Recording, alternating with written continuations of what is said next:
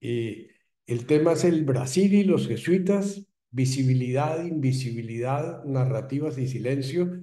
Y nuestro invitado es nuestro compañero Fernando Torres Londoño. Fernando, bienvenido a nuestro grupo. Ya comenzaste como autor de artículos muy interesantes sobre el Camino de Santiago con tu hija Sofía, y hoy te hemos invitado a entender bien el papel que han tenido los jesuitas en ese país maravilloso en el cual vives y del cual yo tengo hermosos recuerdos de mis 10 años allá.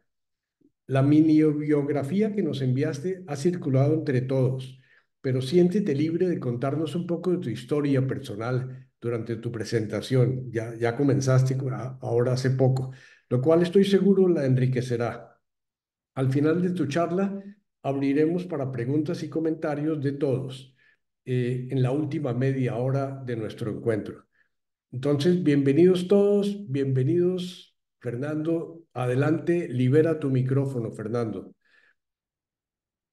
Listo. Bueno, Darío, muchas gracias principalmente por la acogida. Yo eh, visité a Rodolfo Ramón de Rú en Toulouse durante las vacaciones de julio y con Rodolfo me une una gran amistad y el hecho de que yo considero él mi maestro en la vida, y no solamente de historia, que me llevó para el camino en la historia y con el que compartimos muchas cosas y hicimos el proyecto de los libros didácticos y bueno, fue también,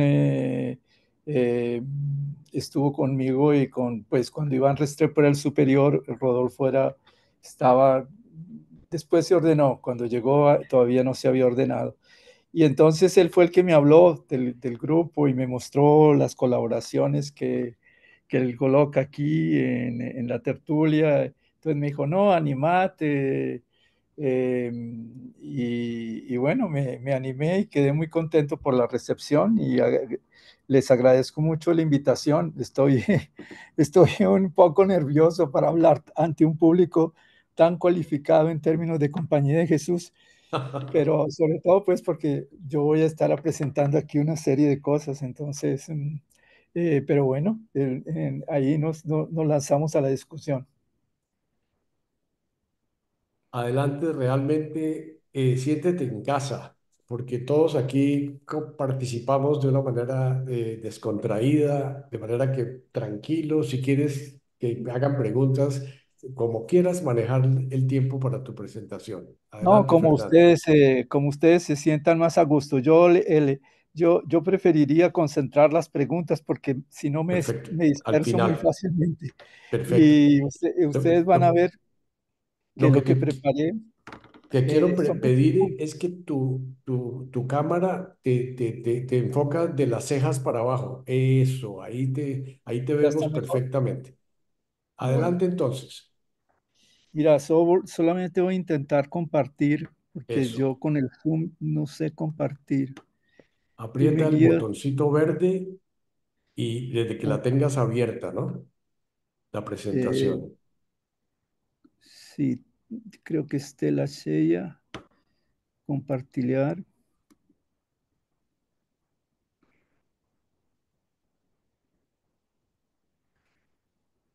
Ahí, ahí aparecemos todos. ¿Aquí aparece la presentación o no? No, la otra, la de arriba, creo que es, o no sé cuál es. Sí, tal vez es esa. Es una que Vemos tu aparece aquí. computador. eh,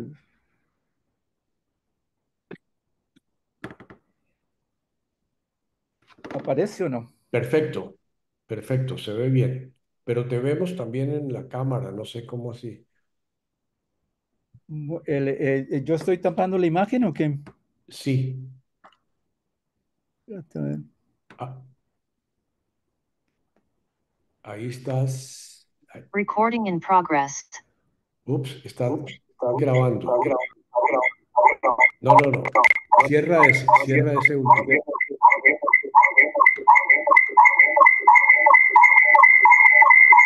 Creo que tengo que, Un segundo. voy a salir de esto. Sí, ¿Ya pasó, no?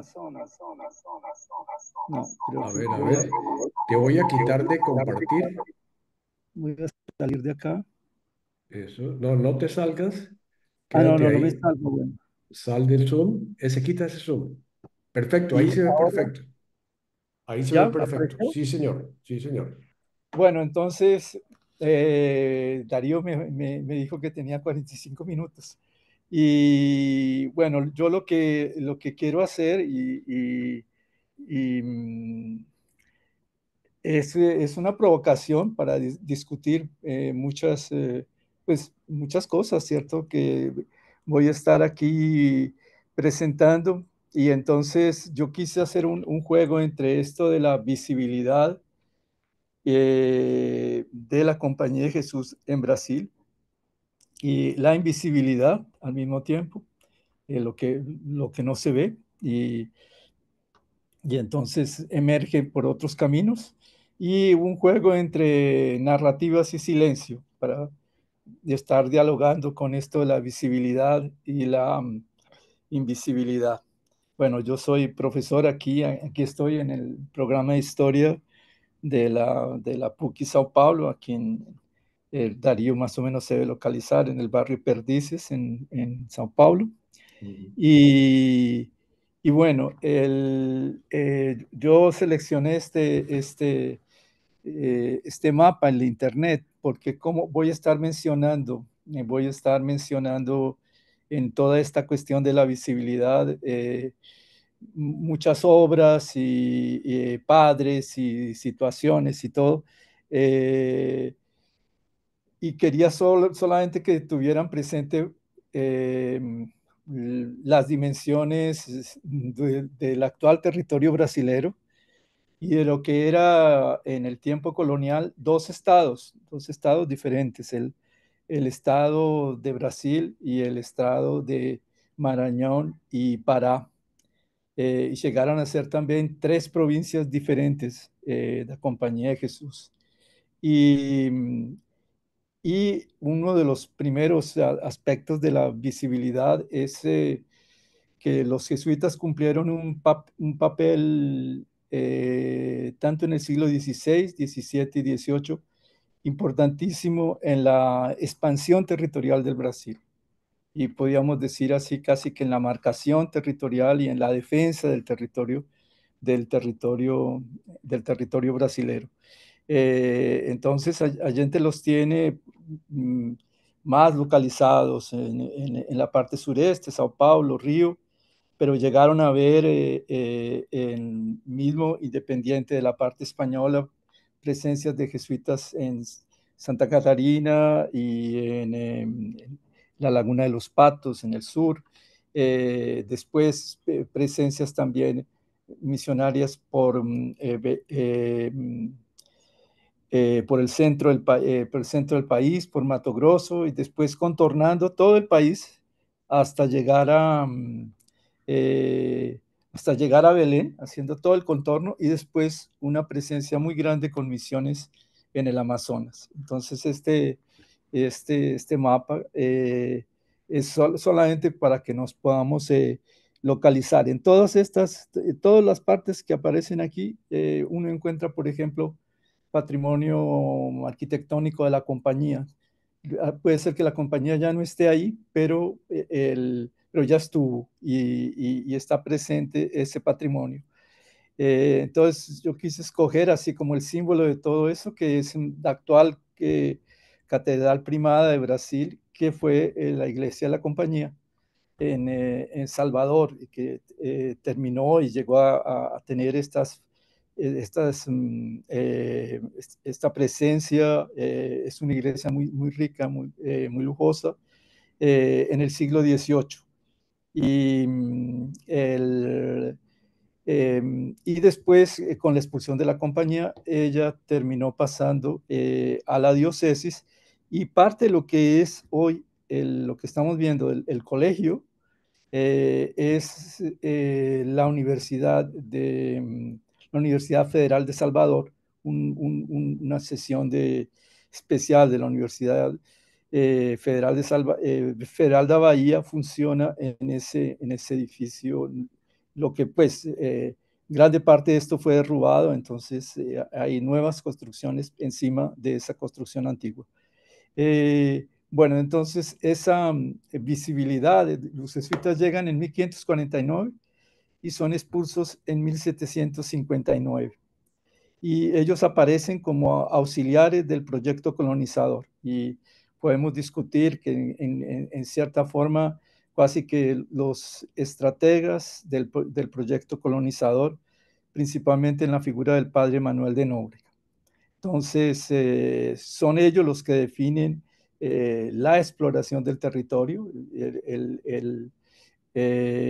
son una cantidad de expediciones que que van saliendo desde los puntos donde ellos se van consolidando. El caso, por ejemplo, aquí en el sur, en Santos, San Vicente y Sao Paulo, después Río de Janeiro, después Espíritu Santo, después Salvador, Recife, Paraíba y toda una colonización que se va a estar haciendo tanto en Piauí como en Ceará y después en Marañón y finalmente en Belén. Entonces, en todos esos lugares hay presencia de la compañía con misiones, con las aldeas, con el sistema de aldeas, con los colegios y también cumpliendo, sobre todo en el siglo XVI y XVII, una función fundamental, lo que era llamado la pacificación de los indios, toda una intervención mediadora. Bueno, también entonces dentro de esa visibilidad toda una construcción de lo que sería la santidad de los jesuitas y la protección de los indios, y el símbolo de todo esto sería el padre José de Anchieta, de origen canario, pero que hizo toda su vida en la provincia portuguesa del Brasil,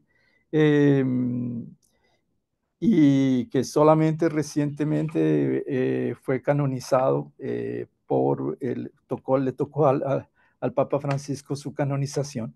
Después, una de las cuestiones más importantes en ese proceso de ocupación son las aldeas o los aldeamientos, que era principalmente la fijación permanente de poblaciones indígenas para poder ser cristianizadas y que cumplían funciones de reserva de mano de obra para colonos y misioneros y de punta de entrada de la colonización. Entonces, por eso toda una cuestión de estrategia. Ahorita vuelvo sobre eh, esa visibilidad también pasa pues por lo que se te han denominado las muchas contribuciones culturales y educativas de la compañía. Entre ellas lo que va a ser las gramáticas. Entonces hay varias gramáticas y catecismos traducidos a lenguas indígenas, comenzando por el padre Anchieta, que hace uno para el tupí, después el padre Luis Figuera, el padre Magnani. Son todos trabajos de conocimiento de la lengua y de fijación de la lengua, principalmente para los jesuitas que venían, que pudiesen actuar directamente con los indígenas. Después, en los colegios más importantes, principalmente Salvador, Río de Janeiro, Recife, San Luis y Belén, va a haber cursos de filosofía y teología. Ellos se van a encargar también de seminarios arquidiocesanos, diocesanos, y entonces va a haber toda un número muy expresivo de profesores, de escritores y de cronistas. También eran muy referenciadas en su época las bibliotecas que la compañía tenía, y por eso tomé en esa visibilidad algo que se está explorando en los últimos años, y es el conocimiento médico y curativo que representaron las boticas que funcionaban en las casas mayores de la compañía y en los colegios. Y principalmente por todo lo que supone de conocimiento médico. Y sobre esto voy a estar haciendo una referencia después también. Eh, Después las obras arquitectónicas, principalmente las iglesias. Algunas de esas iglesias ya no existen hoy en día, fueron derrubadas, o muchas otras iglesias están en escombros, y algunas, sobre todo, por ejemplo, iglesias de haciendas o de ingenios o de algunos aldeamientos, iglesias más simples, se conservan, y algunas de ellas han sido restauradas, forman parte de los diferentes patrimonios estaduales. Bueno, otra cuestión de mucha evidencia en esa visibilidad es el financiamiento de la misión, principalmente los bienes de los colegios, y todo lo que significó aquí la expresión de la servidón de los indios, es decir, toda la situación eh, de la esclavización de la población indígena, más al mismo tiempo la posición de la compañía que no aceptaba la esclavización, pero aceptaba sí formas específicas de servidón. Y otra evidencia importante es la presencia de esclavos, de esclavizados de África en algunas casas de la compañía. Y ahí siempre, pero por lo menos dentro de la compañía, levantándose siempre que había un tratamiento cristiano y había una preocupación cristiana por los esclavos. Bueno, él entra dentro de la historia del Brasil. De hecho, los 7 pueblos, que hoy en día es el origen del Río Grande do Sul, del estado del sur, el estado que hace límite con el Río de la Plata, eran de las reducciones del Paraguay, ¿cierto? Pero por el tratado de 1750, ellos son incorporados en Brasil, y en la memoria principalmente de Río Grande del Sur, los 7 pueblos son muy importantes, y hay una asociación muy grande con la compañía y una visibilidad tanto histórica, de construcción regional de Río Grande do Sul, turística, de patrimonio, bien importante. Entonces, por eso también la coloqué aquí. Bueno, entonces eso sería la visibilidad, y ahí eh, escogí este libro sobre el saber médico de las boticas de la compañía. Bueno, después,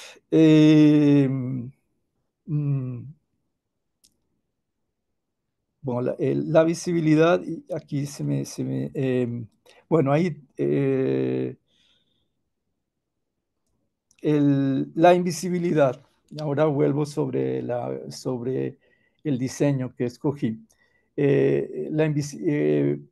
¿Cuál es? Y ahí es donde se coloca eh, principalmente los trabajos de una historiografía y de estudios de la compañía, digamos así, más críticos, es decir, que buscan no tanto exaltar o valorizar lo que es llamado la obra de los jesuitas, sino problematizar muchas de estas cuestiones. Y ahí una de las cuestiones que surge es cómo en el universo de la compañía los pueblos indígenas eh, son invisibles. Prácticamente no son, cuando aparecen son siempre reducidos a la barbarie, o que son dóciles o son bárbaros, y que ya habrían sido cristianizados y sometidos al servicio de la colonización. O hay veces aparecen pequeñas biografías que son siempre más biografías edificantes que biografías reales. Entonces hay lo que se ve es la obra de los jesuitas.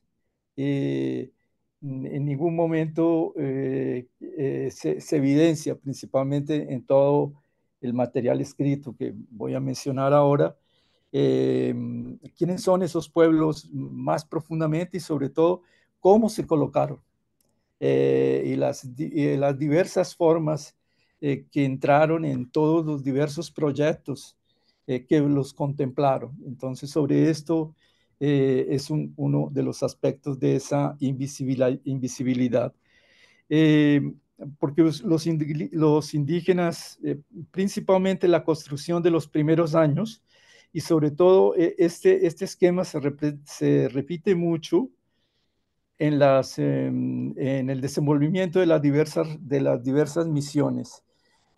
Siempre hay un primer momento de un cierto encantamiento, los indígenas están aceptando, procuran a los padres, después viene una especie de desencanto, después comienzan a aparecer problemas y tensiones y los indígenas pasan a representar el vicio, eh, y lo que sería la imperfección enfrente de la perfección y la virtud de los padres. Entonces, el vicio y esto en la espiritualidad jesuítica, entonces el vicio identificado con los indígenas y la virtud identificada con los padres. También no es visible que hubo muchos conflictos con jefes, con caciques, con sacerdotes, que de muchas de las aldeas, los aldeamientos, las misiones, había fugas, había levantamientos, porque siempre la forma en la que se miraba era siempre de que como ya eran cristianizados, ya tenían recibido el bautismo, entonces serían traidores o serían inconstantes, que es una de las imágenes más interesantes. Voy a hablar un poquito de esto, creo que estoy bien de tiempo. De aquí a poco hablo un poquito de esto, de la imagen de la inconstancia, es decir, los indígenas serían los que se cansaban y los que abandonaban las cosas. Y después otro silencio es el límite del contacto, que es cuando las poblaciones terminan reaccionando eh, y se producen asesinatos de padres, que son consagrados en el universo de martirologio de la compañía. Eh, pero todo lo que supone el conflicto cultural de ese límite del contacto, si lo que se habla es de la santidad, de la virtud, del martirio de los padres, y no de lo que estaba por detrás del conflicto que se estaba representando. Entonces, yo quise escoger este pequeño diseño que es eh, de, es uno de los pocos jesuitas dibujantes. Es impresionante cómo los jesuitas estaban presentes en todas las áreas, había cartógrafos, había astrónomos, había matemáticos, había talladores, había arquitectos, había pilotos de barcos. Bueno, había un barco que era un barco grande, un navío construido por un hermano, que era el que le prestaba el servicio al provincial, y ese barco tenía un piloto que era un hermano también. Entonces, en todas las artes, pero hay poquísimos diseños de los jesuitas pintando y pintando los indios.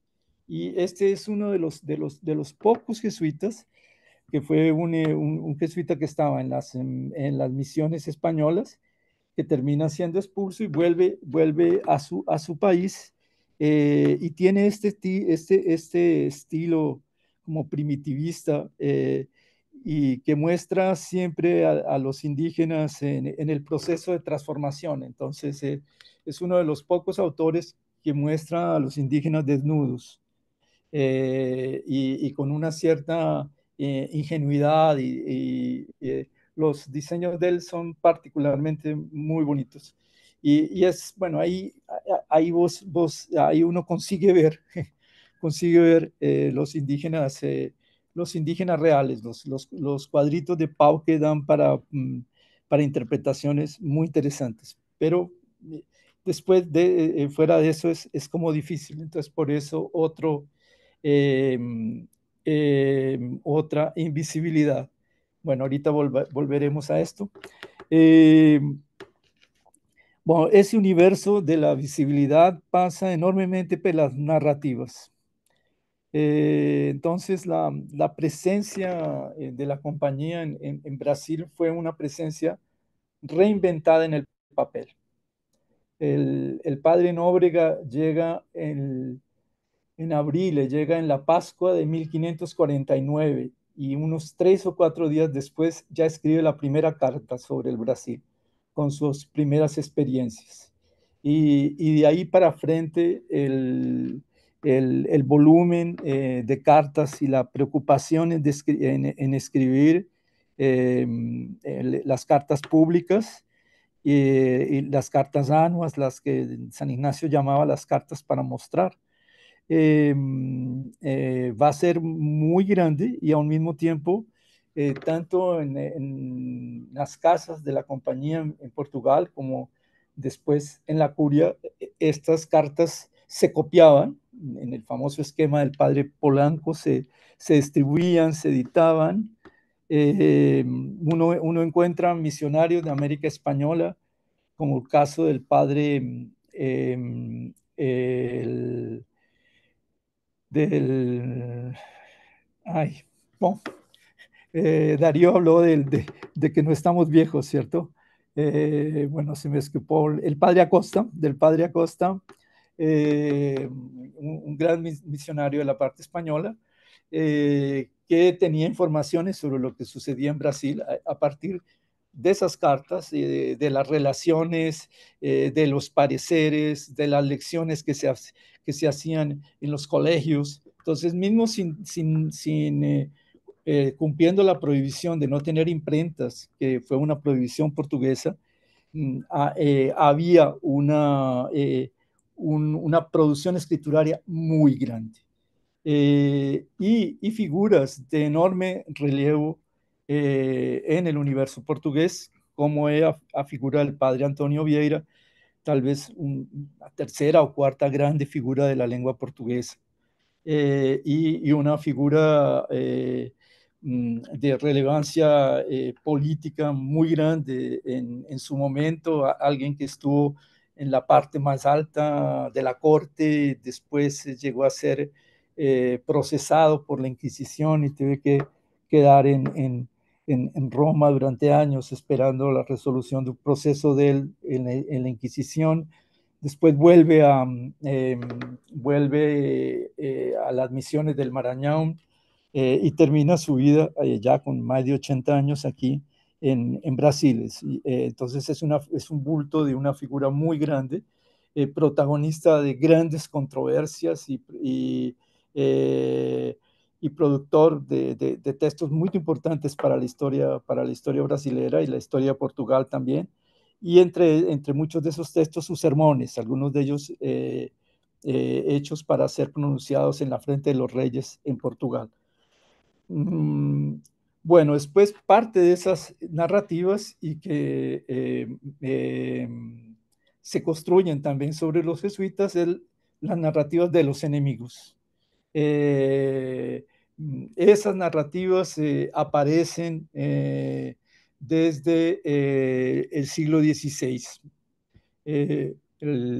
Muy rápido, en Brasil ya hay personas que comienzan a criticar a los jesuitas. Y esto se va a mantener durante todo el periodo colonial, pero se agrava, se torna una persecución como tal con el Marqués de Pombal y con don José I, de forma así más explícita a partir de 1750. En 1755 se producen las primeras expulsiones de padres del Pará, y después los jesuitas terminan siendo expulsos de todo el imperio portugués en 1759.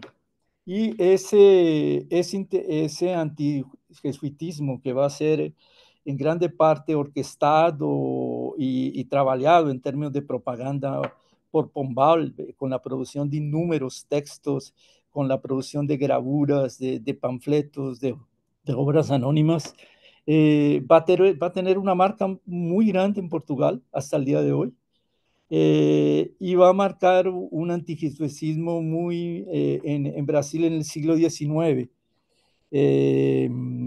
Entonces, en una parte expresiva del siglo XIX, la imagen que se tiene de los jesuitas es una imagen negativa, principalmente en los primeros trabajos de lo que sería la Academia de Historia, que sería el Instituto Histórico Geográfico Brasilero, y que uno de los patronos de ese instituto fue un gran historiador, el profesor Barnagen, que era un gran enemigo de la compañía, ¿cierto? Entonces hay un tinte antijesuítico muy grande en el siglo XIX, mas ese tinte él muda, que comienza a mudar en el final del XIX, y él llega hasta un momento en que el Instituto Histórico Geográfico Brasilero y las diversas academias se reconcilian totalmente con la Compañía de Jesús en 1940, cuando hay un gran evento en el que se celebra la fundación de la compañía. Y en ese evento queda consagrado de que la historia de Brasil, la historia de la compañía, se funden totalmente. Y entonces es ahí donde se cristalizan muchos de los imaginarios que tenemos hoy en día.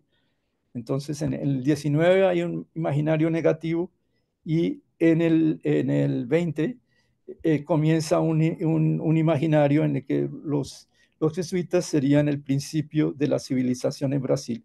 A ese imaginario va a contribuir de forma fundamental el padre Serafín Leite, que era un portugués que había pasado una parte de su juventud en Brasil, particularmente en la Amazonia, y que dedica toda su vida a escribir a historia da Companhia de Jesus no Brasil, que es una obra gigantesca.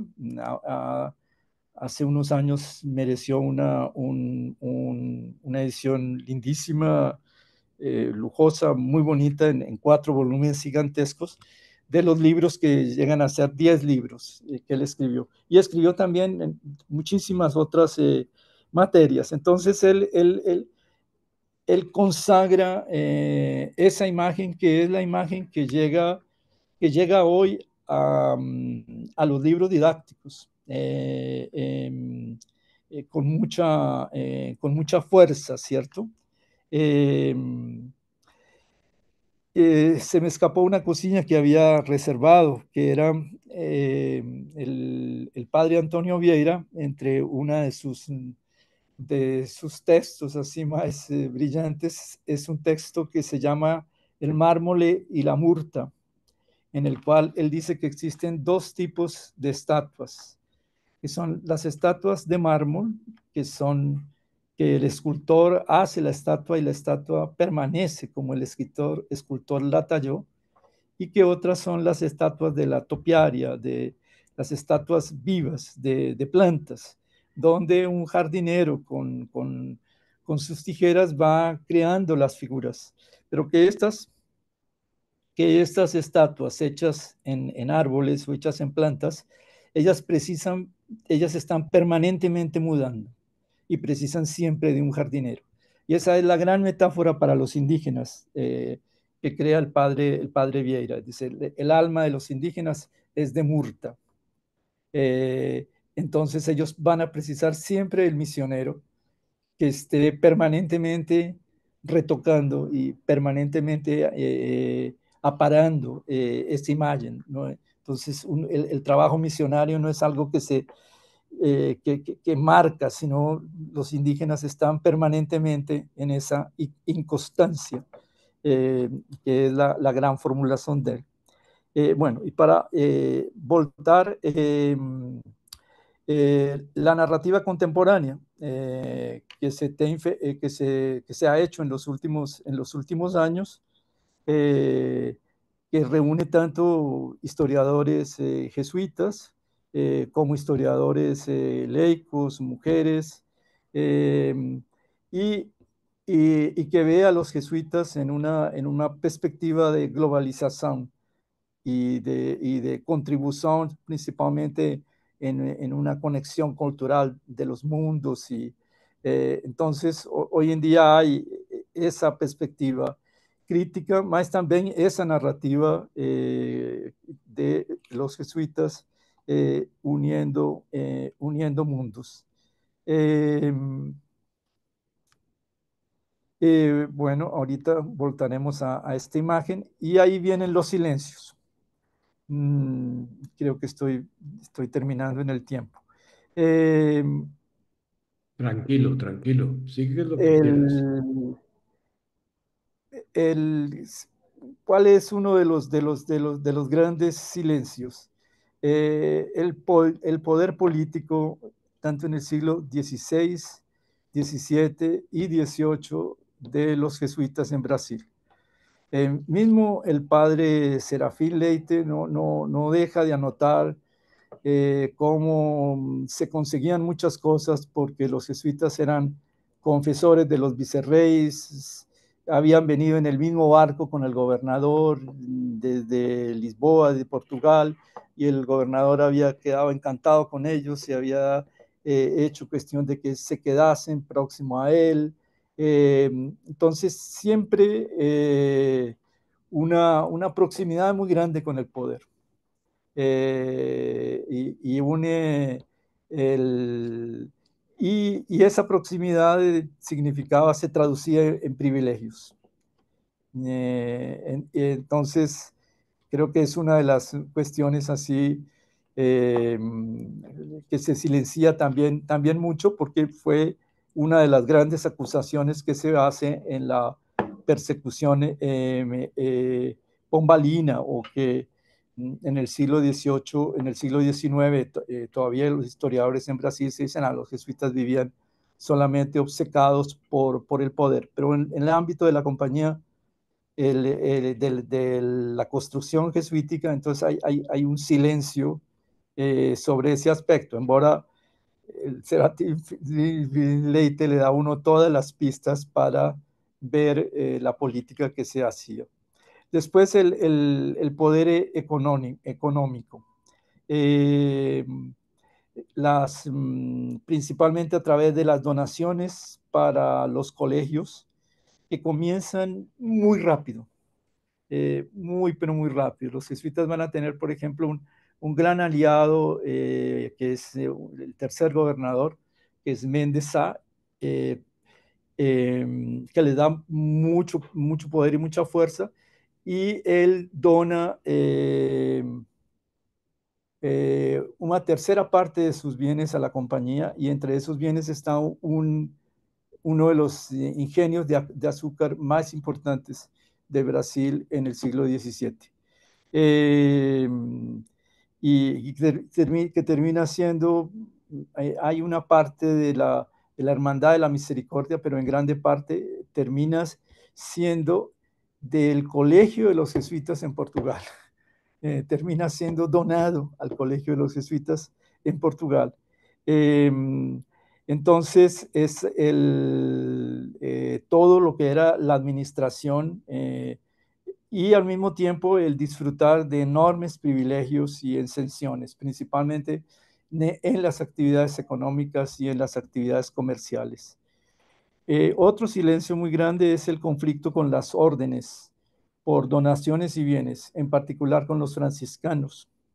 Va a haber muchos conflictos. conflictos en la justicia, la entrada de los padres procuradores o los padres ministros ante la justicia con abogados y en reclamaciones también con los franciscanos. Bueno, después las controversias internas sobre tener esclavos en la compañía, que comienzan desde los primeros años. Desde los primeros años hay el padre Nóbrega coloca la cuestión de que se precisan esclavos indígenas para hacer funcionar las misiones y los colegios. Comienzan todo un larguísimo camino de consultas a Roma, a la curia, sobre ese tema, venida de visitadores, dos casos que son bien conocidos de dos padres que se posicionan claramente contra y colocan una duda moral y terminan siendo regresados para Portugal. Entonces, esas controversias internas también es un silencio grande. Después, otra muy problemática y muy sensible, a la cual el padre Leite dedicó muchos textos y estuve siempre muy pendiente de los vínculos de los padres con las redes internacionales de tráfico de esclavizados. Fue por eso que yo escogí esta fotografía que es de tráfico de personas en Angola, que llega a ser la gran fuente de esclavos en la segunda mitad del siglo XVII y durante el siglo XVIII. Y Angola, particularmente Luanda, fue disputada con los holandeses. Los holandeses entran en muchos conflictos con los portugueses durante el siglo XVII. Esos conflictos están tanto en Brasil, y ellos de hecho ocupan Pernambuco y Paraíba durante unos años, y también en la ocupación de Luanda. Y entonces hay toda una campaña para lo que sería la retomada de Luanda, es decir, la guerra de retomada de Luanda, y la gran justificativa fue dicha en una frase que pasó a repetirse, y es: sin Luanda no hay Brasil. Es decir, Luanda significaba el tráfico de esclavos. Y ahí a figuras de jesuitas, esto es muy problemático aquí en Brasil, y entre los jesuitas hay figuras de jesuitas, hay cartas de jesuitas que cumplieron papeles importantes en la cuestión específica de la esclavitud y del tráfico internacional. Bueno, otra de las cuestiones que es también de un grande silencio es la correspondencia secreta, donde aparecen las divisiones internas en la compañía, principalmente la lucha de poder, las críticas, a veces casi que calumniosas a los superiores o a los superiores que favorecían a algunos, los abusos en materia de obediencia y en materia de castidad, que es algo en el cual había mucho celo en la compañía. Entonces, difícilmente, por ejemplo, esas cartas están publicadas. Es decir, ha sido trabajos así que han conseguido localizar esas cartas donde se tocan ese tipo de silencios. Entonces fue eso lo que yo preparé, es decir, es una grande provocación encima de esas 4 cuestiones la visibilidad, la invisibilidad de los indígenas y de los africanos, todo lo que significó en términos de conocimiento y en términos de proyecto colonial, la presencia de los jesuitas en ese universo de visibilidad, dado principalmente por todo el universo de la escrita, por esa grande operación escrituraria. Y finalmente ese ámbito de los silencios eh, que yo puntué ahora en el final. Esta es una bibliografía ahí obligatoria, el padre Serafín Leite. Eh, un trabajo de este jesuita, Luis Fernando Rodríguez Medeiros, que es de la Unicinos, que es de la compañía, donde hay un grupo muy activo en la Universidad de los Jesuitas en Río Grande do Sur, Unicinos, en San Leopoldo, de estudios de la compañía eh, y de estudios muy serios y críticos de la compañía y que ha producido un número expresivo de obras y que yo lo coloco aquí como una de esas narrativas nuevas, ¿cierto? Entonces, ese trabajo de la experiencia de misión jesuítica en la primera modernidad publicada en 2019, puse 2029. Y dos trabajos míos donde están toda la bibliografía que está por detrás de todo lo que yo hablé hoy. Entonces, todos los autores que están por detrás de todo eso, pues aparecen en un trabajo mío publicado en 2019 en la revista de aquí de mi departamento. Eh, y otro trabajo que presenté y que está incluido en esta gran coletánea que se hizo para la celebración de la restauración de la compañía en un evento que sucedió en la Gregoriana en 2014, pero que solamente salió publicado en 2020.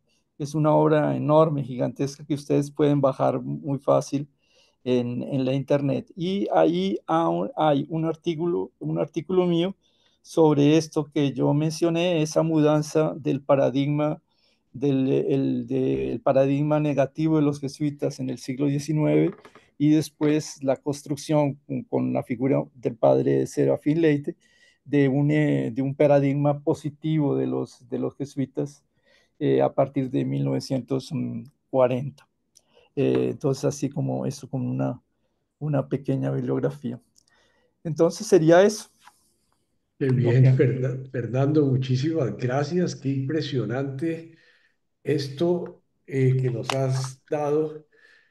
Me encantó, antes que todos los aplausos que estamos oyendo o que estarás viendo virtualmente, me encantó tu fantástico portuñol. Es decir, tu, Qué pena. después de 40 años allá, hablas perfecto español para el tiempo, pero me encantó, adoré, como dicen los brasileros, la mezcla sutil de palabriñas, y creo que nos has dado una visión para mí totalmente desconocida. Viví 10 años allá y sabía de todos estos padres porque están en todas las avenidas, en las autoestradas, en todo. Y yo decía, pero ¿quiénes son estos? Pero ver que eran jesuitas todos los que mencionaste me llenó de alegría y realmente de orgullo de todo lo que fue la compañía en Brasil. Muchísimas gracias de nuevo y vamos a abrir el micrófono. Todo el mundo levanta su manito electrónica. Hay algunos que no consiguen apretar el botoncito, pero levantan la física y entonces los anotamos en la lista para preguntas y comentarios de esta maravillosa presentación. Yo hice como 20 preguntas, pero me reservo para el final mis preguntas. Está Jaime Heredia, que tiene la Oh, mano. Jaime Heredia. Jaime, Jaime, Jaime, una alegría. Jaime, adelante Jaime, libera tu micrófono.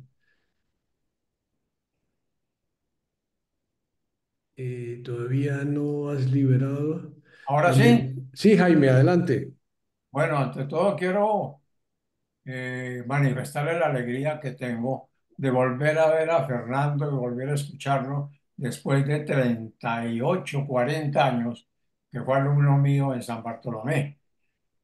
Yo lo había Eso perdido mismo. de vista, no sabía que estaba todavía tan incrustado en el ambiente de la compañía, pero me alegro mucho y Fernando, te agradezco mucho la participación. Espero que nos podamos seguir comunicando. Muchas gracias por la participación y escuchamos las otras preguntas. Gracias, Jaime. Fernando, ¿sabías que Jaime estaba en nuestro grupo? Sí, sí, sí, lo vi o tú lo mencionaste o algo. Sí, sí, yo sabía, sí, sabía. Qué Sí, bien, qué sí. bien. Bueno, ahora Oscar Borrero. Adelante, Oscar. Hola Fernando, muchas gracias por tu presentación. Yo tuve oportunidad de estudiar hace unos 40 años en la PUC, allá donde tú estás enseñando, y luego en San Pablo. Y por aquella época, pues con los temas que estuvimos estudiando también mi tarea, lo que estudiaba ya era temas económicos urbanos, pero leímos mucha cosa que posteriormente he leído sobre la historia de la independencia de Brasil, que como todos sabemos fue la única independencia de Latinoamérica que no fue cruenta, no hubo guerras, es decir, prácticamente lo hicieron por las buenas, incluso se separaron de España por las buenas, a diferencia de lo que fue todos los países bolivarianos y incluso México.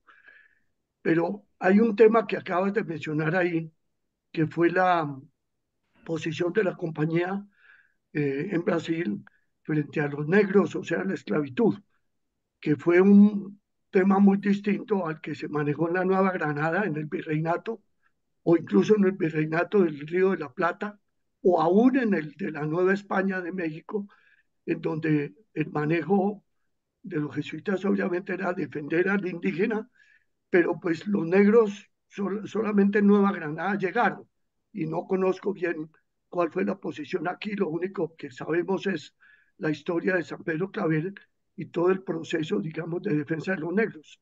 Pero cuando tú mencionas ahí que en cierto sentido estuvieron defendiendo la negritud, digo, la esclavitud de los negros, en otro libro muy interesante que tuve oportunidad de leer, ese sí hace poco, también de la historia de Brasil, eh, la liberación de los negros, que si mal no estoy fue hacia 1880 o 1890, cuando finalmente se acaba el reinado de Pedro II, eh, fue opuesta en gran parte por los ricos terratenientes y por los jesuitas, en los libros que he leído.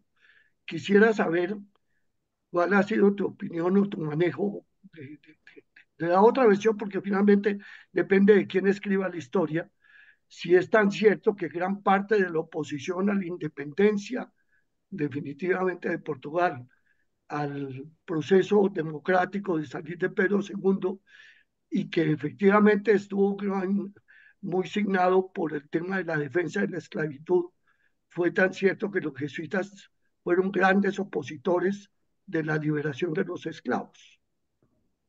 Mira, Oscar,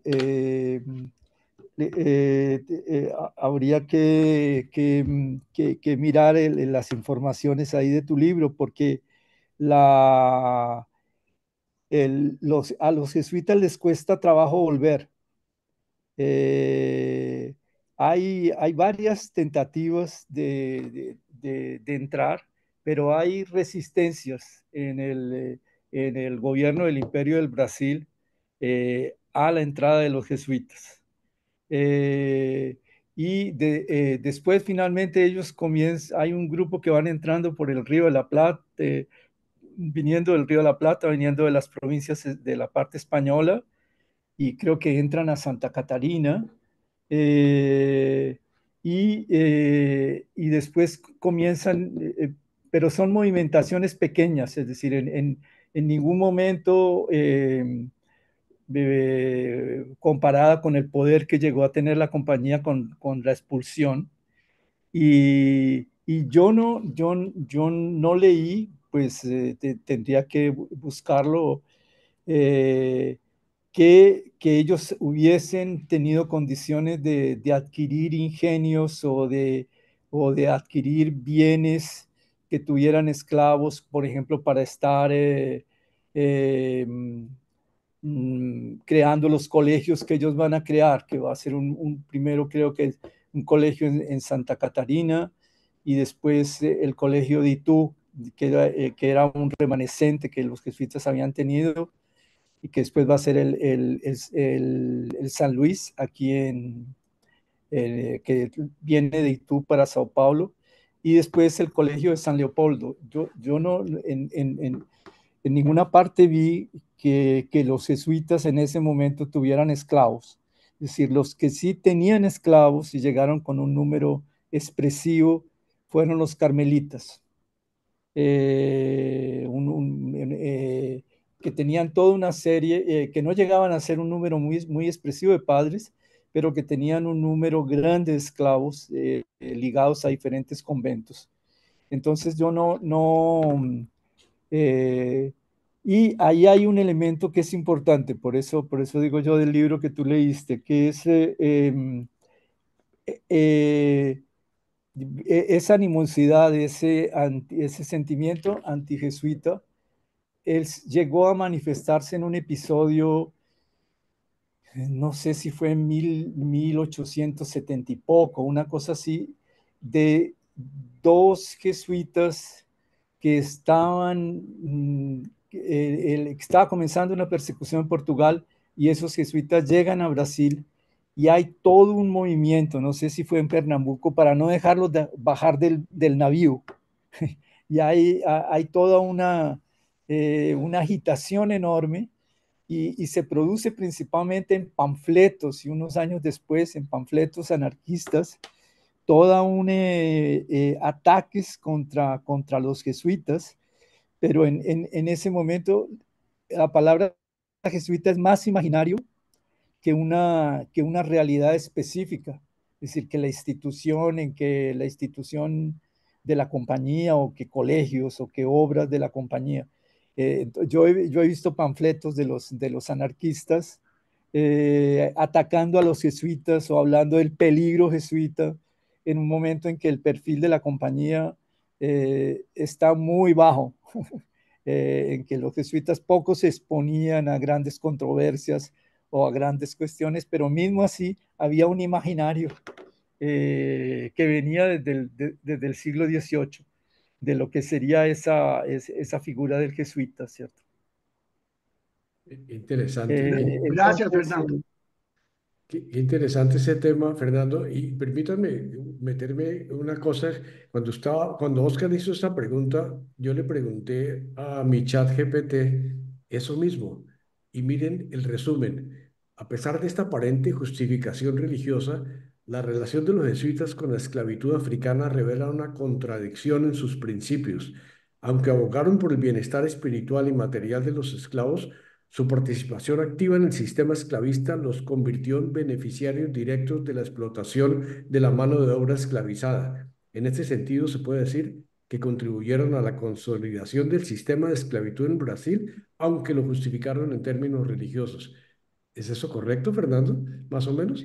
mira, sí, más o menos es correcto, más o menos es correcto, es decir, está, el chat está siguiendo ahí un trabajo que, previendo algunas discusiones o algunas cuestiones, traje aquí de un profesor de la USP, un trabajo extremadamente erudito, que se llama Línea de Fe. No sé si da Ujú. para acá, Al si da frente para ahí. aparecer. Línea de Fe de Carlos Zenón, y que es todo un análisis de la discusión teológica y jurídica en relación a lo que Ujú. sería la justificativa de la esclavitud. En toda la tradición filosófica y teológica de la compañía en Portugal y también en España. Y ese trabajo se inclina exactamente a eso que tú le preguntaste al, Al chat al GPT. chat, el, que hay, principalmente en el punto, en el punto de, eh, en el punto de la esclavitud indígena, que era el punto en que llegaron a ver las discusiones más amplias y principalmente la expresión más explícita del padre Vieira en defensa, en la condenación de la esclavitud de las poblaciones indígenas. Pero uno encuentra, sobre todo en el punto de la esclavitud, hay un trabajo de un jesuita que estuvo un tiempo, creo que no llegó a tener 10 años, un jesuita italiano, Giorgi Benzi, que escribe un manual, un tratado de cómo debe el señor de esclavos tratar a sus esclavos. Entonces, y cómo los debe tratar cristianamente.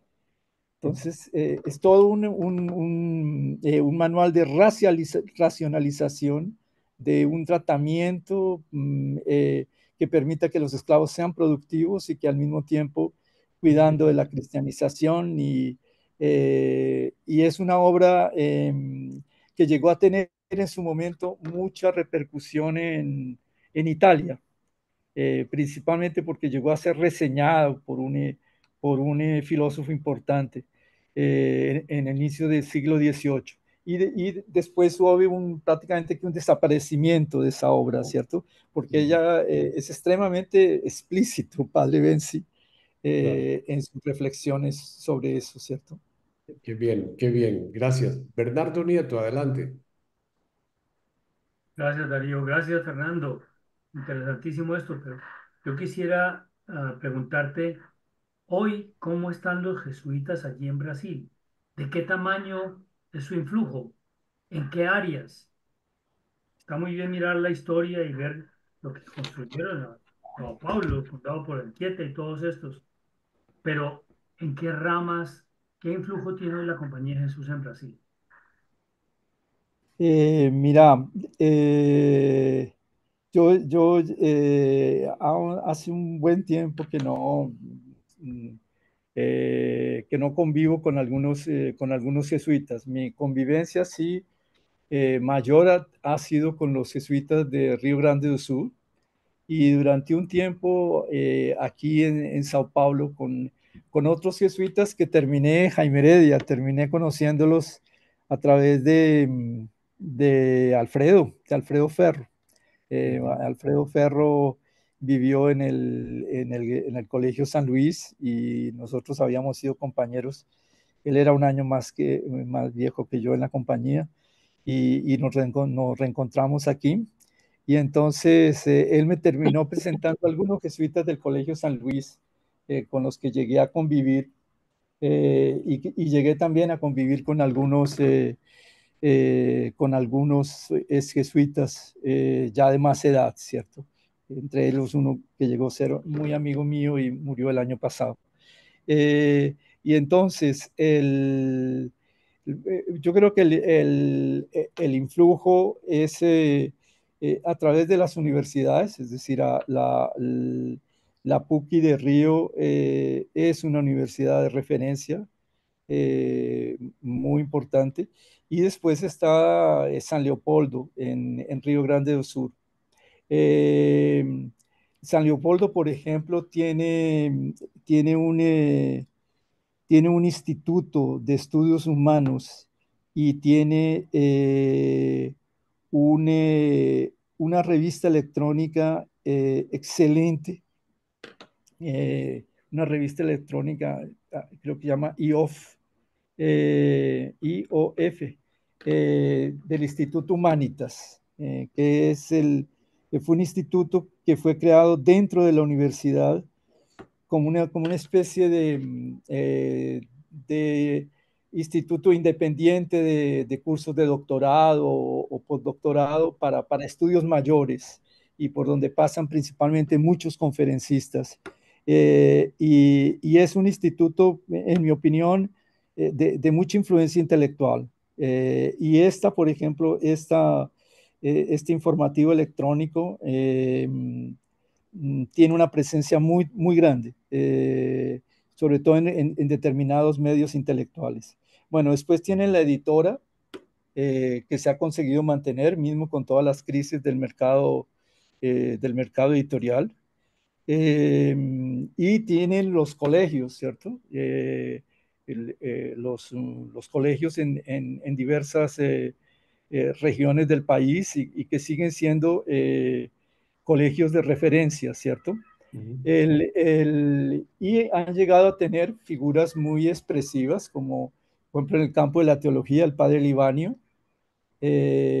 y también el arzobispo de Mariana, don Luciano Méndez de Almeida, también fue jesuita, ¿cierto? Ese tal vez le pueda parecer conocido a, a Darío, ¿cierto? Ujú. Eh, y, y, fue una figura muy expresiva dentro del ámbito de la CNBB, y lo mismo la evidencia teológica de Libanio también. Ellos tienen un instituto de teología en Belo Horizonte, que es así como pasó después de la PUCI de Río, pasó a ser como la referencia teológica, ese instituto de Belo Horizonte.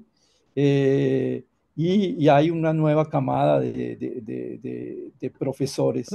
Pero esa influencia que llegó a decir, es, por ejemplo, una influencia que la gente puede llegar a pensar que pueden tener los jesuitas en este momento en Colombia.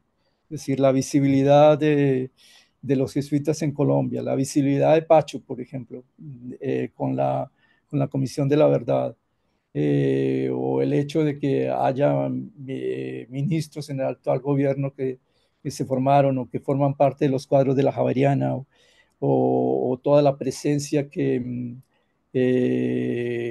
personas de la Javeriana han tenido en muchos gobiernos. Eso no lo ve uno acá. Es decir, esa visibilidad o esa influencia, por ejemplo, política, yo no la veo. Tal vez, no sé si en Río Grande do Sul, pero no creo que haya. Y la otra pregunta que fue bien al inicio tuya es, pues, se está viviendo la misma situación que se está viviendo en muchas otras provincias, un decrecimiento muy grande, ¿cierto? Una presencia muy pequeña de jóvenes, de personas que entran en la compañía y permanecen en la compañía. Las provincias de Brasil se fundieron, se juntaron, y ellas están participando en los programas que se crearon de formación conjunta en América Latina. Eh, yo tuve un estudiante, un jesuita, un hermano jesuita que estaba, por ejemplo, yendo a hacer la filosofía o la teología a Bogotá, ¿cierto? Dentro de ese esquema. Entonces, en los colegios hay pocos padres, y lo mismo también en la universidad, y, y, y una cuestión pequeña de renovación, ¿cierto? Fernando, si me permites, para la pregunta de Bernardo, y no es tan reciente como lo tuyo.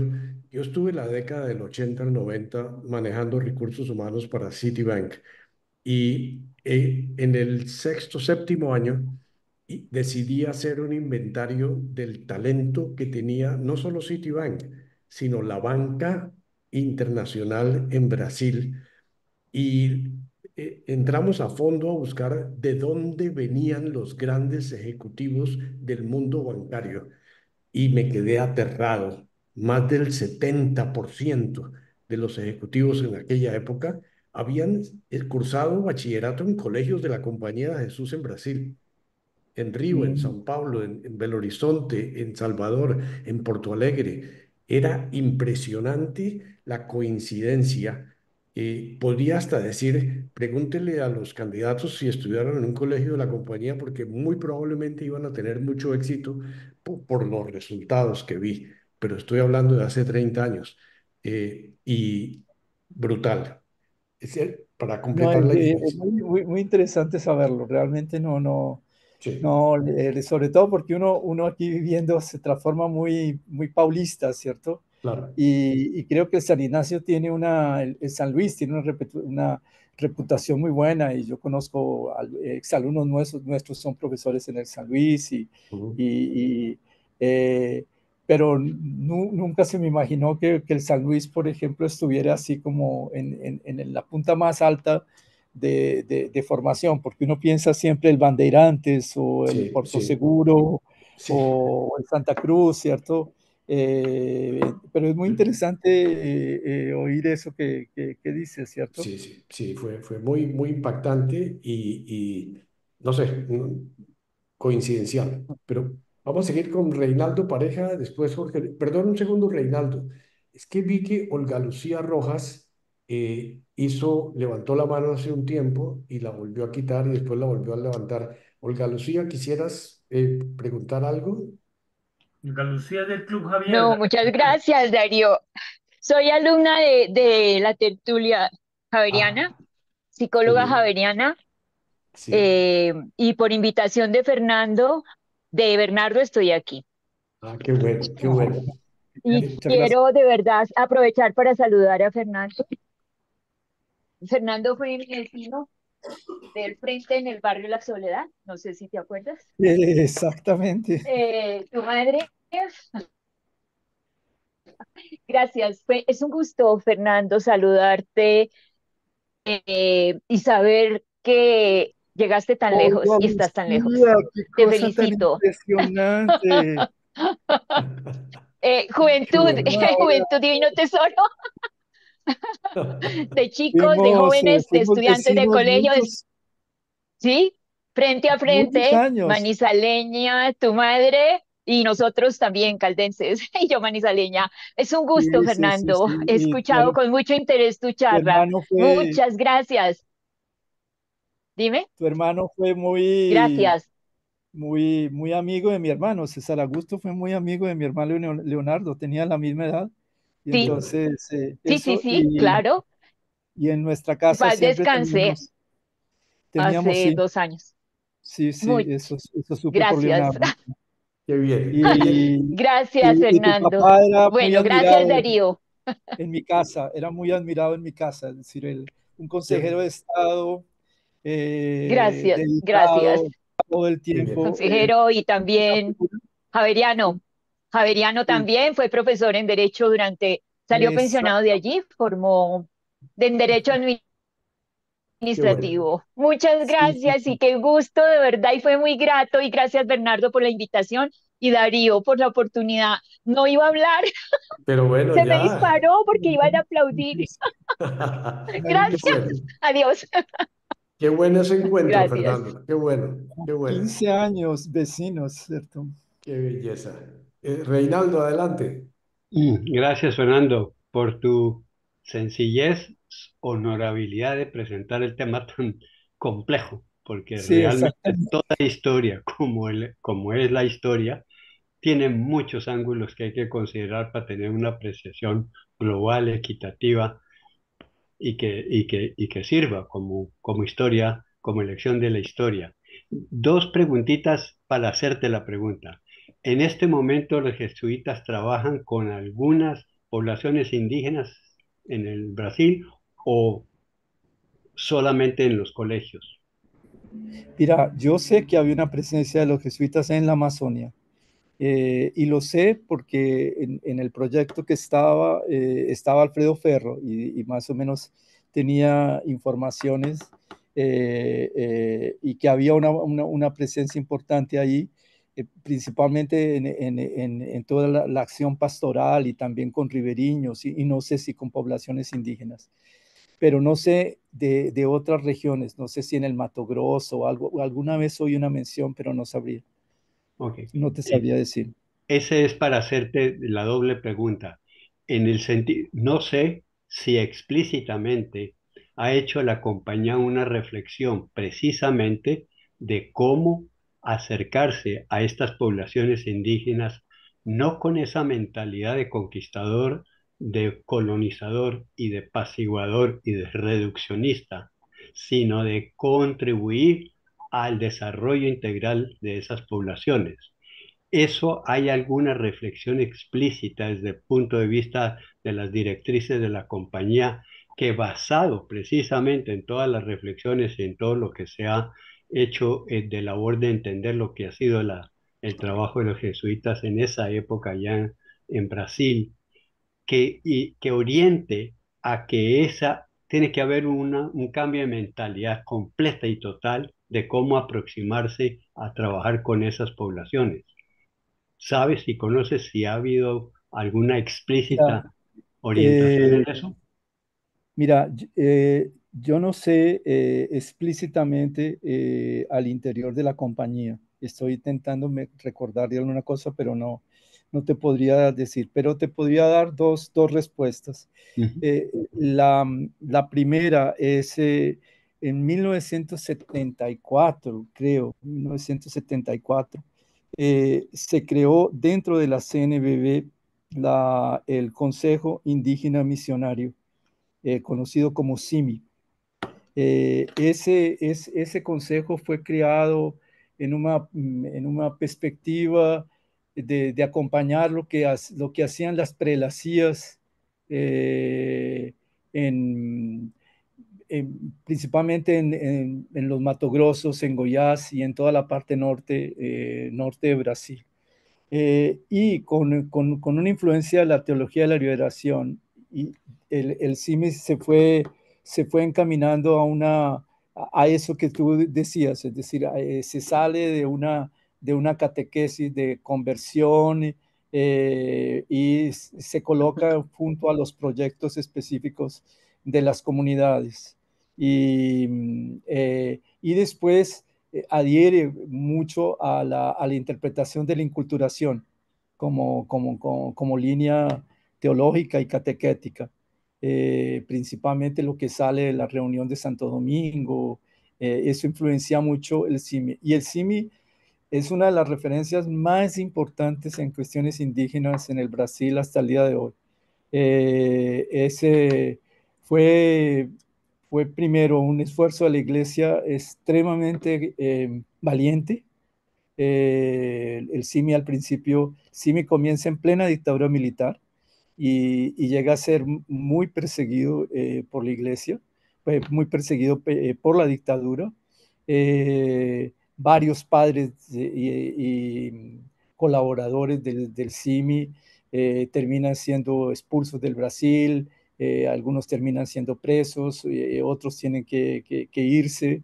Eh, y después él cumplió un papel importantísimo en todo el proceso de organización de las poblaciones indígenas en Brasil. La primera gran asamblea de pueblos indígenas, la primera gran tentativa de reunir pueblos indígenas a construir una pauta de proyectos de transformación fue organizada por el CIMI y así simbólicamente en las misiones allá en Río Grande do Sul. Si no me engaño, fue en el año 76 o 78. Y va a ser el CIMI el que va a estar creando toda una institución de asamblea de jefes que después y que prepara toda una formación de lideranzas que llegan a ser muy importantes después en todo el proceso de la constitución del 88 y de lo que las poblaciones indígenas consiguen en la constitución del 88. El CIMI es muy activo en la internet, lo puedes seguir, publica una revista mensual, entonces CIMI, CIMI, y, y tiene fue algo hecho así que con una que otra ayuda que venía de Alemania, ¿cierto? De Miserio, tal vez, y con un espíritu de colaboración de muchas órdenes religiosas, tanto masculinas como femeninas, también con una presencia de la iglesia luterana en Río Grande do Sul, y conseguían en una época en que se comunicaban con telegramas consiguieron articular, por ejemplo, un boletín en el cual daban cuenta de denunciar la mayoría de las situaciones difíciles que estaban viviendo las poblaciones indígenas en todo el Brasil. Eso en plenos años 70 y 80. Entonces es algo muy expresivo. No sé si hay algún jesuita colaborando en el CIME o participando en el CIME. El CIME hoy es bastante grande y bastante extenso, mas sigue siendo, hoy en día hay organizaciones indígenas muy importantes como la VIP, pero el CIMI sigue siendo una referencia importante. Qué bien, Y mi, Y había una participación de la iglesia muy grande. qué y bien. mi segunda pregunta era la siguiente, desde el punto de vista de posición y visión histórica. Creo que, no sé si explícitamente fue Juan Pablo, hubo un papa que no hace mucho atrás hizo un reconocimiento público de la iglesia de haberse equivocado en la relación de la iglesia con la ciencia y pidió perdón histórico por haber quemado a Bruno, por haber perseguido a- al astrónomo que lo puso en prisión perpetua en su casa, Galileo. A Galilei. Galileo. Y después el Papa Francisco hizo alguna declaración, pero no sé hasta qué punto oficial. Mi pregunta es, ¿la iglesia, la compañía ha hecho alguna confesión pública, algún reconocimiento público de que estuvo asociada en esa parte de la historia del Brasil y que reconoce que por los condicionamientos históricos pudo haberse equivocado y que pide excusas? En el Brasil, la iglesia también pidió perdón por el tratamiento con los indígenas. Entonces me pregunto si ha habido algo parecido. Mira, es una pregunta muy buena, es una pregunta muy buena. Tendría que buscarlo, porque la iglesia sí ha pedido varias veces en documentos a CNBB, en el documento de la campaña de la fraternidad que se lanza todos los años. Ha habido semanas explícitas tanto a la cuestión indígena como a la cuestión afro, y, llegando a vivir momentos de impasse, muy interesante porque eh, eh, el documento de la campaña Fraternidad es un documento que se discute en las diversas comisiones de la CNBB y prácticamente se elabora durante el año entero en una relación de consenso.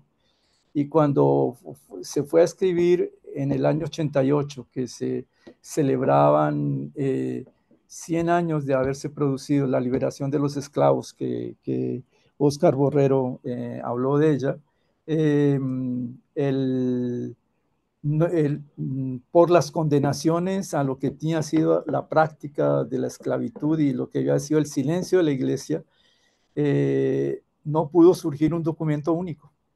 Surgieron dos documentos. Surgieron Reinaldo, dos documentos.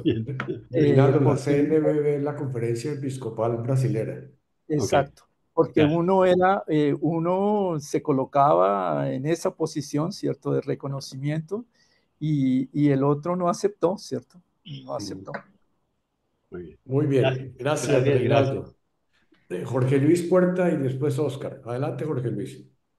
Bien, Fernando, una cosa que me ha encantado de tu exposición ha sido tratar la elocuencia del silencio y de los silencios. Me parece importantísimo como historiador esa visión de desentrañar del silencio lo que quiere decir históricamente.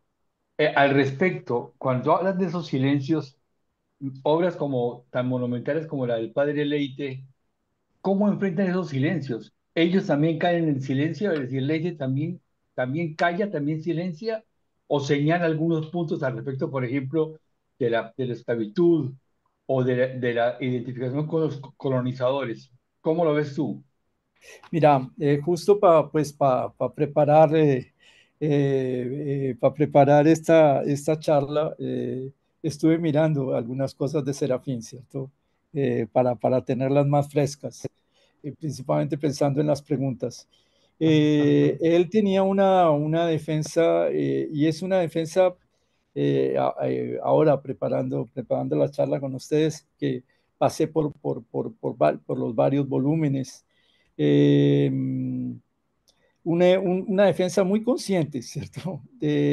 Siempre diciendo que era puntual, que la esclavitud fue una cuestión puntual, necesaria, que terminó siendo autorizada por Roma, eh, y que el tratamiento de los jesuitas era un tratamiento diferenciado con los esclavos. Eh, y, y él le toca en esto de una forma muy fuerte porque hay una serie de historiadores pues muy reconocidos, sobre todo para el norte del Brasil, eh, que escribieron obras sobre los jesuitas, sobre el poder de los jesuitas en el norte y haciéndole críticas muy fuertes a la compañía. Y entonces eh, Serafín está respondiendo a esos historiadores. En algunos momentos explícitamente, ¿cierto? Lo cita y entra en la polémica. Entonces hay una defensa, pero él, por ejemplo, pues marcado en su época, eh, él, él no llega a entrar en todo lo que van a ser toda la construcción de la racionalización de lo que sería la aceptación de la esclavitud en ese momento. Entonces, sobre eso él no se pronuncia. Después, en la cuestión indígena, bon, también en todo momento él se coloca dentro de ese paradigma. Los jesuitas siempre protegieron a las poblaciones indígenas, siempre actuaron cuando tuvieron esclavos, siempre tenían cuidado en siempre conferir que esos esclavos habían sido esclavizados en guerra justa, y él se extiende mucho en eso, da mucha importancia a Vieira en su obra, y responde también una de los que era la gran acusación de los diversos conflictos que los jesuitas tuvieron con propietarios de esclavos y con colonos, donde llegaron a ser expulsos de las regiones. Por ejemplo, aquí en Sao Paulo, si no me engaño, es en 1640 que llegan a ser expulsos.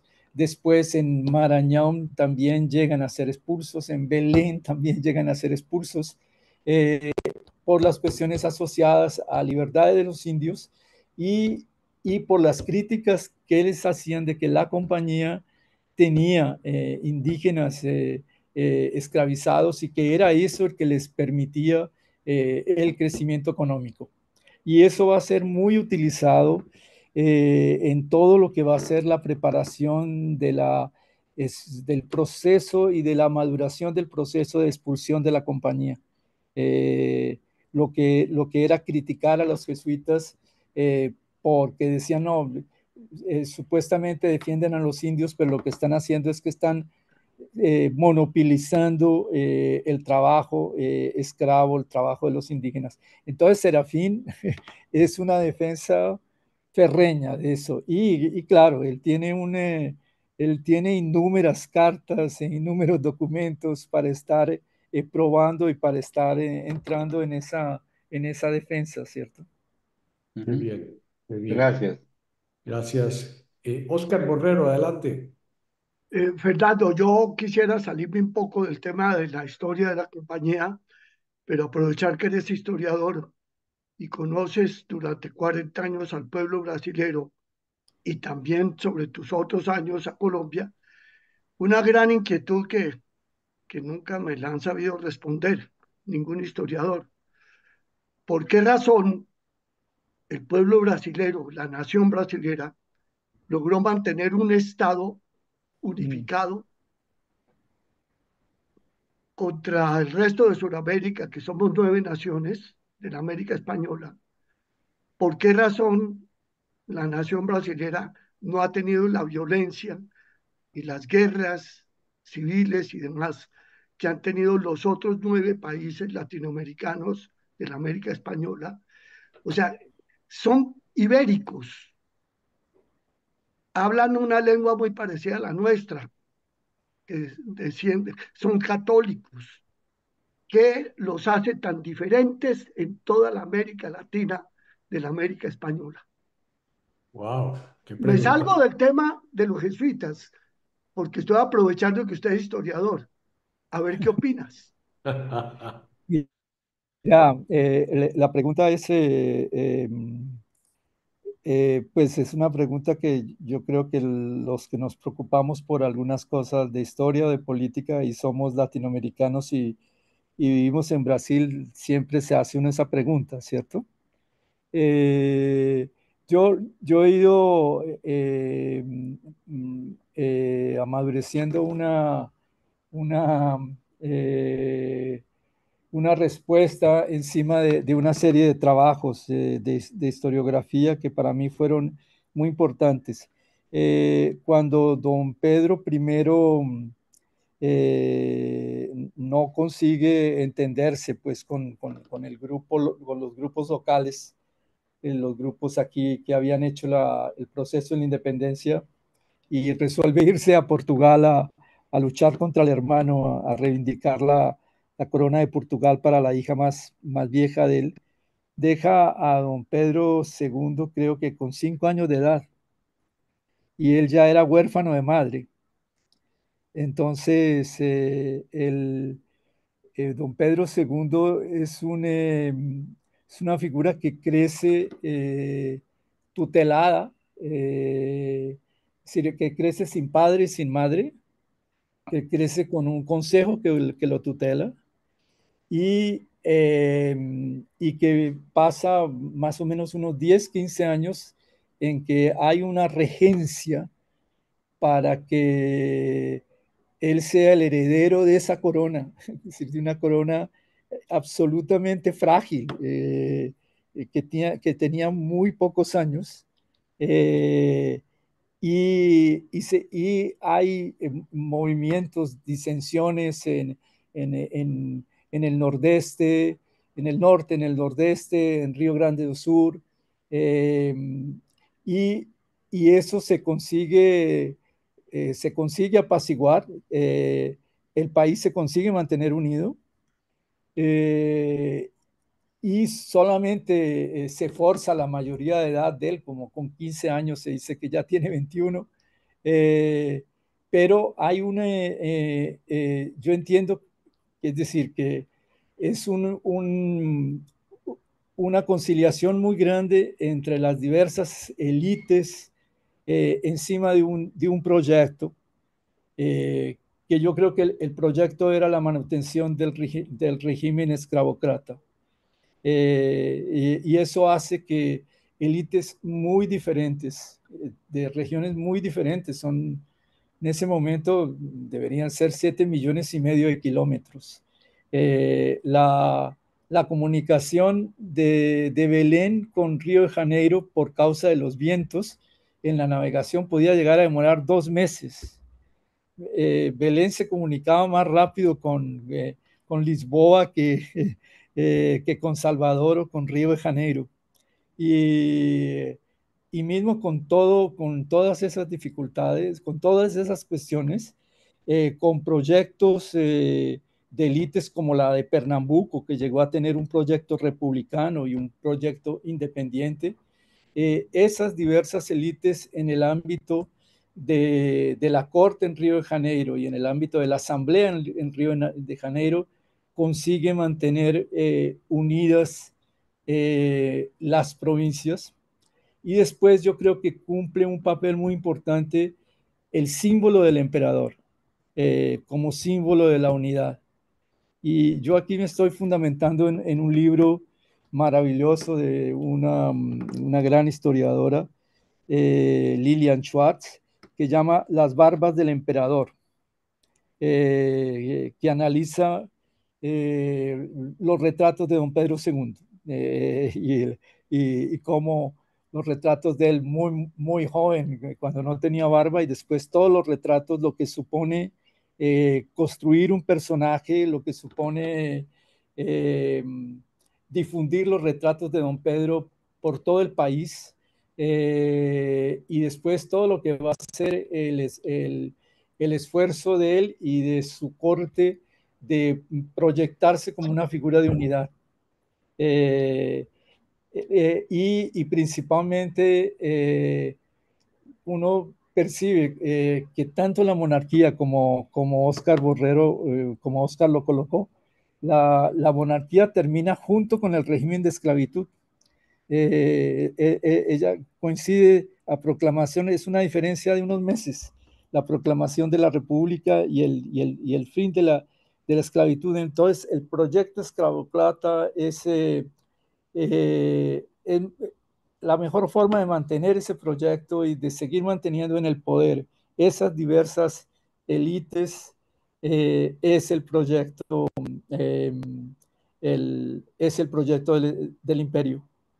Y por eso va a ser tan difícil los primeros años de la República, de sustituir principalmente esa percepción de la unidad que representaba la figura del emperador.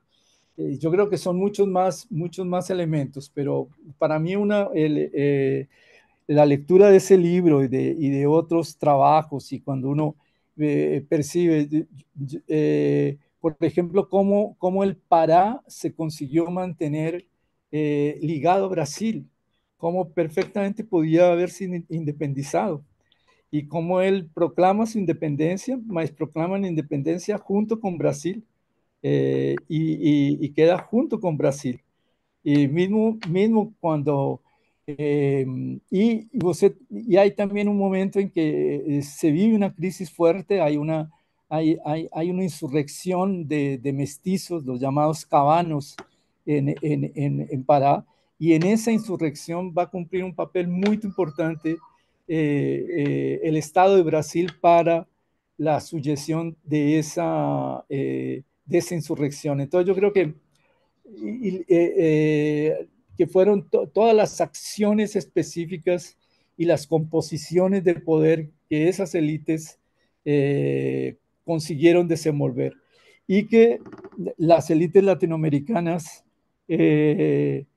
no consiguieron llegar a eso, ¿cierto? Eh, el, yo aprendí mucho con Fernán González, estudiando la historia de Colombia en el siglo XIX, todas nuestras guerras civiles y toda la fragilidad de nuestras élites y la incapacidad de conseguir montar un proyecto común. Y aquí uno siente que se consiguió, fundamentalmente, en mi opinión, por la necesidad de la preservación del régimen esclavocrata y de las condiciones que se habían consolidado en el periodo colonial. Qué maravilla, Fernando. Gracias. Muy bueno. Hernando Bernal. Adelante, Hernando. Libera tu micrófono. Estás en mute. Bueno, Dale. muchas gracias, Darío. Fernando, muchas gracias por esta exposición tan completa sobre el tema de los jesuitas en el Brasil.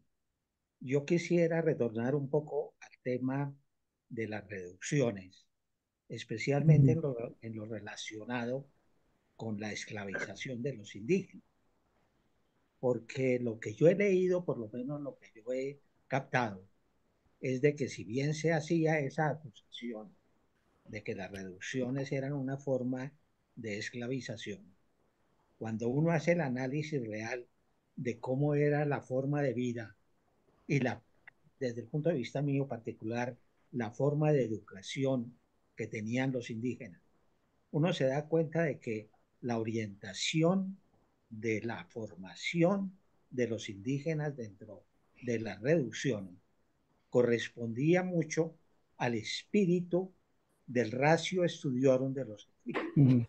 O sea, se trataba simplemente de crear personas. Y entonces cuando uno hace el análisis, por ejemplo, de lo que era la vida diaria, como vivían en las reducciones, uno encontraba, pues sí, había una separación, hombres y mujeres y familias ya constituidas, pero en la forma misma del diario acontecer.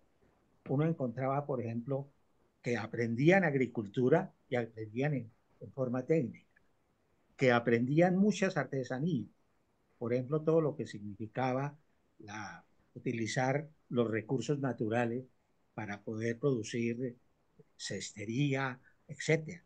Aprendían arte, por ejemplo, pintura. Fueron muy importantes en la parte musical. Tuvieron un desarrollo bastante grande. Y ocurrió un fenómeno muy interesante, y yo no sé hasta a este punto si las lecturas que yo he hecho son correctas. Cuando los brasileños precisamente quisieron atacar a las reducciones, porque hubo grupos organizados por los dueños de las grandes haciendas para poder contrarrestar el poder económico que estaban adquiriendo las reducciones. Los hermanos jesuitas que habían pertenecido al ejército les enseñaron también el uso de la pólvora. Y ese es un momento crucial La guerra guaranítica. ante los europeos, principalmente ante el gobierno de Portugal, porque ya se vio lo que se consideró la construcción de una república jesuítica. Simplemente quiero señalar esto, Fernando, porque creo que tu orientación es muy clara, pero yo creo que realmente el tema de la esclavización de los indígenas habría que profundizarlo, porque desde mi punto de vista no existió. O sea, los jesuitas manejaron las reducciones mucho dentro de su espíritu original, dentro del espíritu de San Ignacio. Gracias. Sí, sí, son posiciones, y la cuestión es lo siguiente, y aquí no es únicamente una posición mía, es una posición de un grupo del que yo participo hace 20 años, que nos reunimos cada 2 años en unas jornadas de estudios misioneros jesuíticos. Y este año la reunión es en Lima. Y la posición que hemos ido construyendo en las investigaciones dentro es, primero hay un problema muy grande de fuentes, es decir, en las fuentes jesuíticas lo que va a aparecer no es necesariamente lo que se vivía en las misiones y lo que se vivía en el cotidiano de las misiones. Era lo que los padres veían y lo que a los padres les interesaba registrar en las aunas, en las cartas anuas. Y ha habido un esfuerzo tanto en el Paraguay, en Argentina, de publicación de todas esas anuas. Entonces, yo creo que se comienza a percibir primero que las misiones desde los indígenas no eran necesariamente las misiones desde los padres. Por ejemplo, una de las cosas que cada vez más se comienza a perceber era que había fluxos en las misiones, que había grupos que entraban y salían, y que los grupos que estaban en una misión como San Ignacio Mirín, por ejemplo, no eran siempre los mismos grupos y que estaban en contacto con otros grupos, y que había que la capacidad de acción y de autonomía propia de los indígenas era muy grande en relación a los padres. Entonces uno lo que oye, lo que ve son las cartas desde la posición del jesuita. Y una de las cosas que ayuda mucho a entender es lo que pasó con todos los llamados pueblos misioneros en todo el periodo de la guerra, y después todo lo que va a ser el propio periodo de la independencia.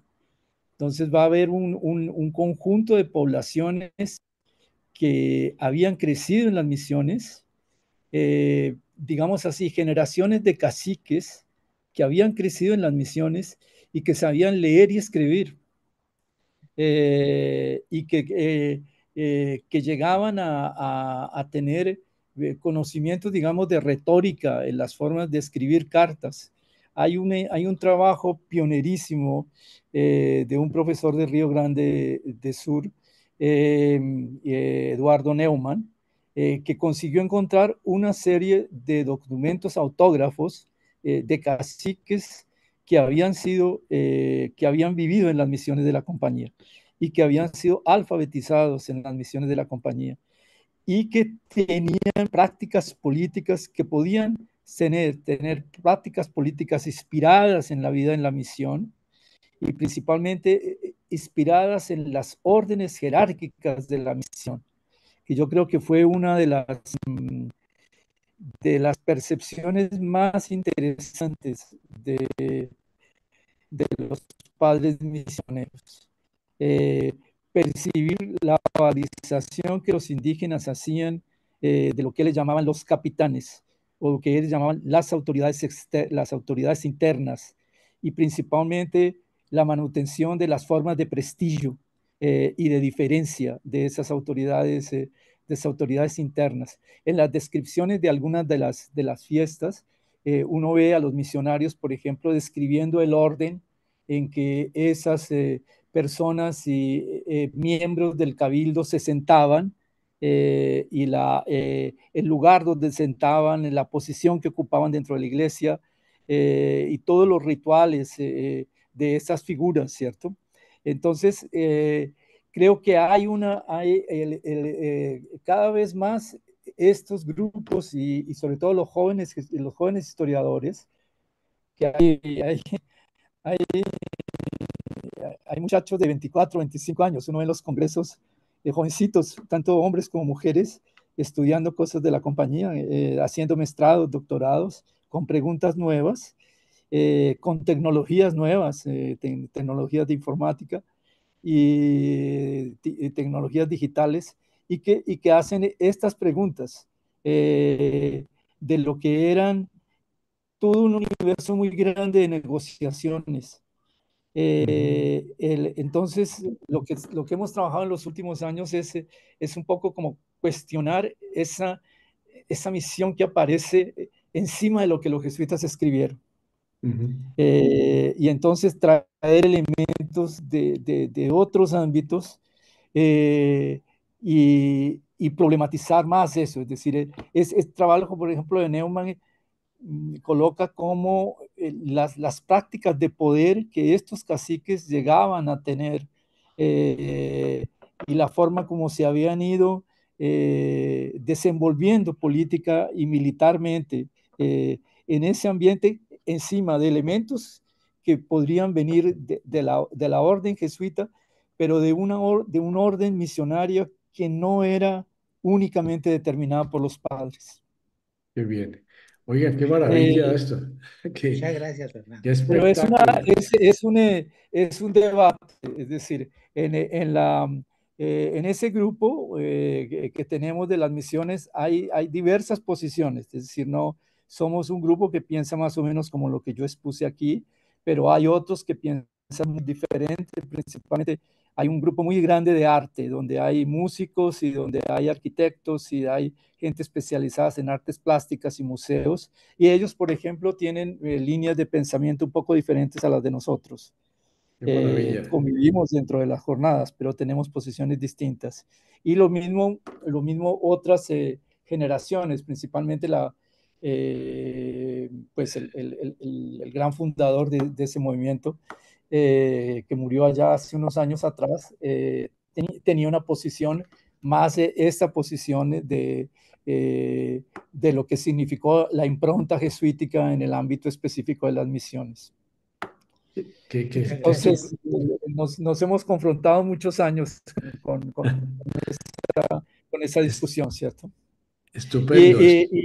Y cuando yo visité San Ignacio Mirín y pasé un día en San Ignacio Mirín, y una de las cosas em, es muy difícil cuando uno camina por estas calles extremadamente ordenadas, toda la construcción de estas casas, no pensar lo que de hecho se hizo, ¿cierto? Uno no tiene cómo negar aquellos muros, pero al mismo tiempo uno puede levantar la pregunta de qué sucedía en esos muros que tal vez los padres hasta sabían, pero no les interesaba saber. Entonces, con un historiador muy instigante, un argentino que se llama Carlos Paz, estuvimos intentando hacer un trabajo sobre la noche en las misiones y principalmente el mundo de los sueños, es decir, que era un mundo donde no podían entrar los misionarios. Es Qué decir, interesante. en el mundo de los sueños era un mundo peligroso. La noche en la misión era peligrosa, por eso tenía que ser controlada. Entonces, ¿qué pasaba en la noche? ¿Qué pasaba aquello que los padres no veían, cierto? Oye, Fernando, qué pena, de verdad, pero esto es tan apasionante que esto que acabas de decir merece otra tertulia sobre ese tema Es, específicamente. un, es realmente Sí, un y gran realizador, es Darío, ¿cierto? sí, Pierde pero la mira, oportunidad. se nos está acabando el tiempo y tenemos 5 minutos y la última pregunta de Luis Guillermo Arango, ojalá lo más rápido posible para hacer el anuncio de las próximas tertulias y terminar a tiempo. Adelante, Luis Guillermo. Gracias.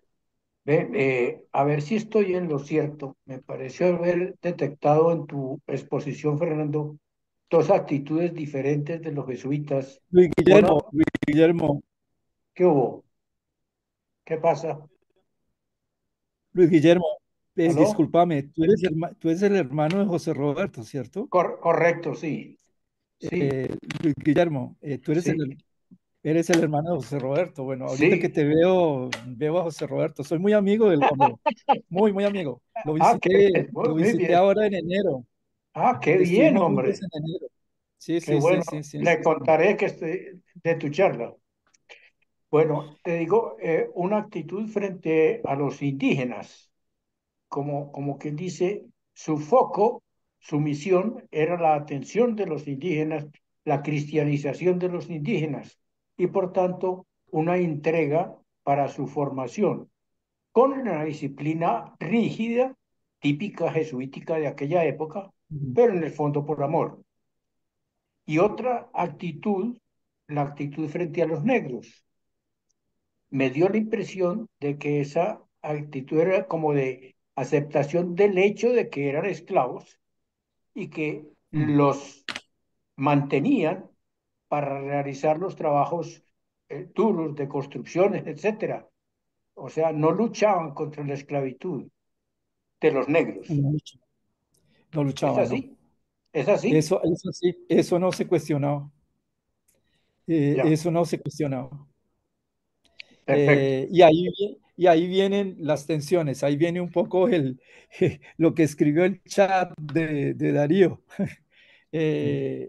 Viene esa tensión, es decir, el discurso que se hacía en relación a las poblaciones indígenas, las prácticas a veces que se hacían con ellas, principalmente las que estaban asociadas a la hacienda, y el silencio que el padre Leite no admite, ¿cierto? El silencio que el padre Leite no admite en relación a la esclavitud. Qué Perfecto. ma- qué maravilla. Fernando, aquí hay un aplauso brutal porque esta tertulia nos ha llenado completamente. Creo que ha sido un Gracias. abrirnos a un horizonte que no conocíamos y con alguien que lo conoce. Yo pienso que los brasileros deben sentirse muy felices de tener un colombiano investigando esto tan a fondo y haciéndolo muy, muy, muy, muy claro para todo el mundo. Mil gracias, Fernando. Y ya sabes que no es la primera tertulia, te caeremos enseguida para los otros temas y las contribuciones que nos vas a hacer, nos estás haciendo ya en el blog. Quiero terminar con mis amigos para avisarles a todos que la semana entrante tenemos un tema que es continuación de un tema que tuvimos hace un par de semanas sobre la derecha en Colombia. La semana entrante vamos a hablar sobre la derechización mundial de la política, rumbos y retos, y tenemos a Jorge Enrique Vargas y Mauricio Cabrera presentándonos ese Qué tema. bien. Estamos queriendo analizar esto de una manera tan objetiva y clara como lo hiciste con el tema de Brasil.